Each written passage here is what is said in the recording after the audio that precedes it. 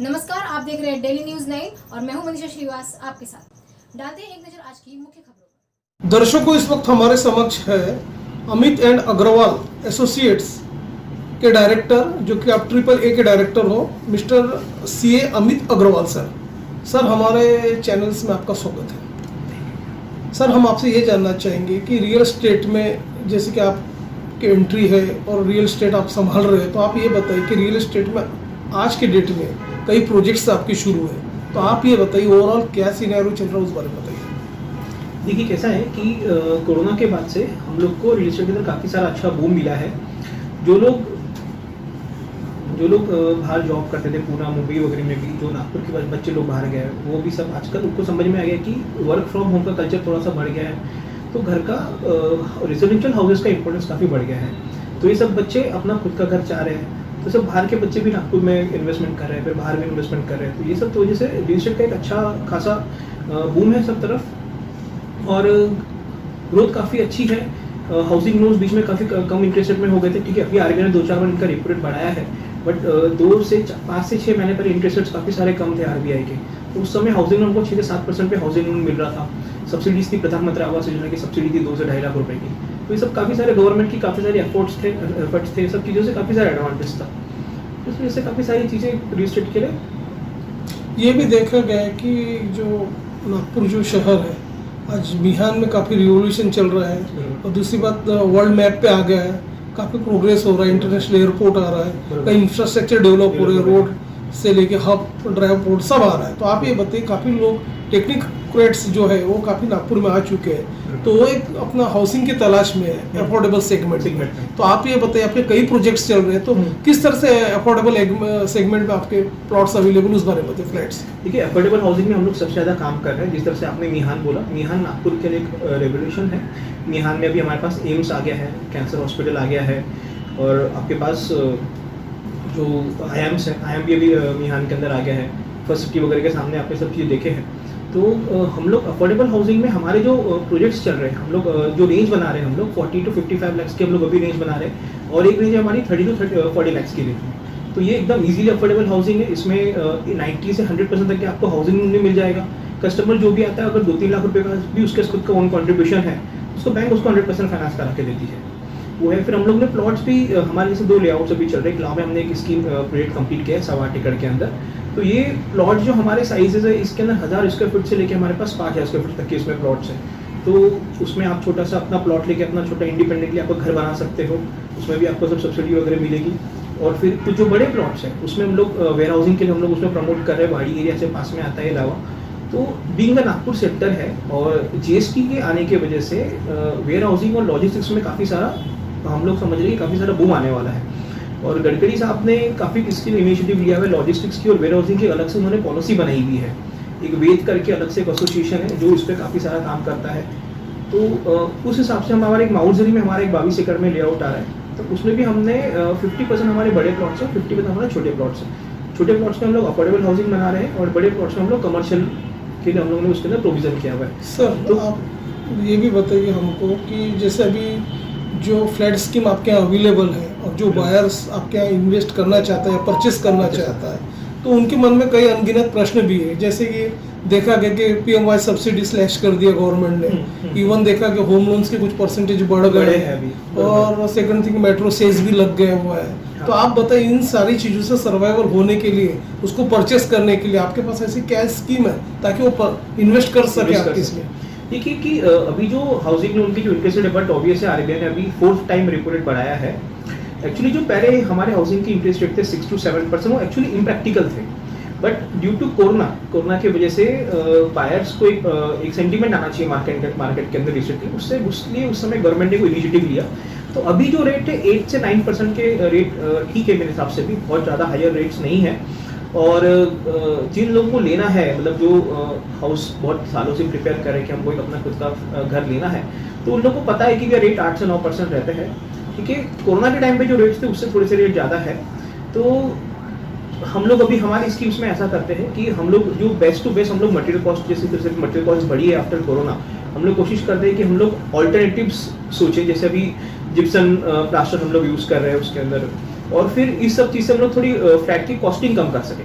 तो उस हिसाब से हम लोग करें ताकि इधर हमारा जो इंटरेस्ट रेट बढ़ा है या फिर बाकी जो कॉस्टिंग बढ़ी, मेट्रो सेस वगैरह बढ़ा है, वहाँ पर थोड़ा बहुत कंपनसेट हो सके।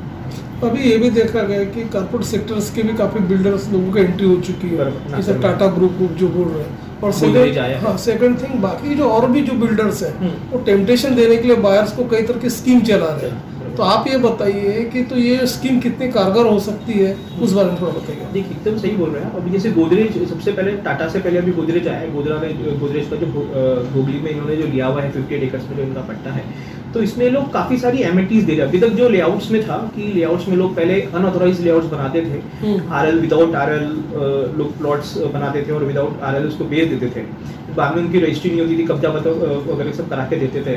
तो एक तो रेरा भी आया है, तो रेरा की वजह से सारे के सारे आपको कंप्लायंस करना है। और गोदरेज और टाटा आगे आने से वजह से हम लोग को क्या हो गया कि वो जो एमिटीज दे रहे हैं जो अभी तक नागपुर में हम लोग नहीं देते थे, तो भी जो नए लेआउट्स आ रहे हैं नागपुर में, उन्होंने भी सब ये सब एमिटीज देना शुरू किया है। जैसे अभी हम लोग क्लब हाउस दे रहे हैं लेआउट में, तो पहले लेआउट में लोग कोई क्लब हाउस देता नहीं था, अभी हम लोग जिन्होंने दे रहे हैं, स्विमिंग पूल दे रहे हैं, फिर क्रिकेट कोर्ट दे रहे हैं, बास्केटबॉल कोर्ट दे रहे हैं।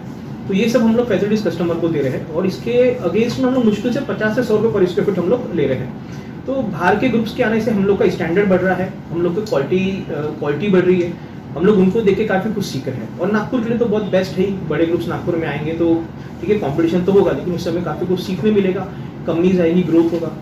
सर, रेरा में ये भी देखा गया है कि लोगों का जो विश्वास है, खासकर ग्राहकों का जो विश्वास है फ्लैट्स परचेस के प्रति काफी बड़ा है, क्रेडेंशियल्स बड़ा है लोगों को। तो आप ये बताइए, रेरा के अंतर्गत जो प्रोजेक्ट्स जो अपने चल रहे हैं, किस तरह से स्ट्रिक्टली वो फॉलो होते हैं रूल्स रेगुलेशंस, उस बारे में थोड़ा बताइए। देखिए, रेरा जो एक्ट आया है ये रेगुलेशनरी एक्ट है रियल एस्टेट के लिए। क्या होता था कि जैसे पहले हम लोग शेयर मार्केट देखते, तो शेयर मार्केट में पहले सेबी के आने के पहले कोई रेगुलेटरी बॉडी नहीं थी, तो उसमें काफी सारे फ्रॉड होते थे, इनसाइडर ट्रेडिंग होती थी। बट जिस तरह से फिर सेबी आ गया, तो ये सब चीजें उसको कंट्रोल करने के लिए एक रेगुलेटरी बॉडी आ गई। फिर हम लोग इंश्योरेंस देखेंगे तो इंश्योरेंस को IRDA उसको रेगुलेट करता है। बट अभी तक रियल एस्टेट को रेगुलेट करने के लिए ऐसा कोई भी एक रेगुलेटरी बॉडी नहीं थी। बिल्डर्स लोग, कुछ बिल्डर्स 10-15% बिल्डर अपने मनमानी करते थे, टाइमली पोजीशन देते नहीं थे, फंड इधर से डाइवर्ट करते थे। बट जब से मई 2017 से जब से रेरा आया है, इससे क्या हो गया है कि बिल्डर को अपना प्रोजेक्ट रेरा में रजिस्टर करना है, उसको बिल्डर को अपने बारे में सारी इन्फॉर्मेशन देनी है, उसने पुराने कितने प्रोजेक्ट्स कंप्लीट किया उसके बारे में इन्फॉर्मेशन दी है, अपने खुद के प्रोजेक्ट के बारे में उसको इन्फॉर्मेशन देनी है, उसकी कॉस्टिंग क्या है, उसका स्टेज ऑफ कंस्ट्रक्शन क्या है, नंबर ऑफ उसके फ्लैट्स कितने सोल्ड हुए, नंबर ऑफ प्लॉट्स कितने सोल्ड हुए। तो ये सब वजह से क्या होता है, ये सारा के सारा पब्लिक डोमेन में है। तो पब्लिक जो भी फ्लैट खरीद रहा है या प्लॉट खरीद रहा है, तो उसको जाके वेबसाइट पे अगर वो जाता है रेरा की, बिल्डर का जो रेरा नंबर होता है वो डालने के बाद उसको सारा की सारा बिल्डर का पूरा प्रोफाइल मिल जाता है। तो उस वजह से उसको काफी सारी चीजें इजी हो जाती है समझने के लिए। अगर बिल्डर के अगेंस्ट में कोई लिटिगेशन चल रहा है तो वो भी हम लोग को वेबसाइट पे अपलोड करना है। तो रेरा आने की वजह से काफी सारा रेवोल्यूशन हुआ है। इसकी वजह से फॉरेन डायरेक्ट इन्वेस्टमेंट भी काफी सारा इंडिया में आना शुरू हो गया है। जैसे अभी तक मुंबई पुणे में था, बट अब धीरे धीरे इसकी वजह से नागपुर में FDI काफी सारा आना शुरू हुआ। और रेरा की वजह से लोगों का, कस्टमरों का बहुत ज़्यादा अच्छा भरोसा बैठा है, क्योंकि इसके पहले जो था कोई भी रेगुलेटरी बॉडी नहीं थी। कस्टमर मुश्किल से आके पुलिस स्टेशन में कंप्लेंट करता था, वहाँ पर भी उनकी कोई कंप्लेंट अगेंस्ट में लेता नहीं था, टाइमली पोजीशंस नहीं होते थे। बट आप देखे होंगे तो रेरा में हमारे को टाइमलाइन दी हुई है, हमको रेरा में बताना पड़ता है 2 साल 3 साल के अंदर हम इतने के अंदर में बिल्डिंग कंप्लीट करने वाले हैं। पर्टिकुलर वो टेंडर में आपको बिल्डिंग कंप्लीट करके देनी है।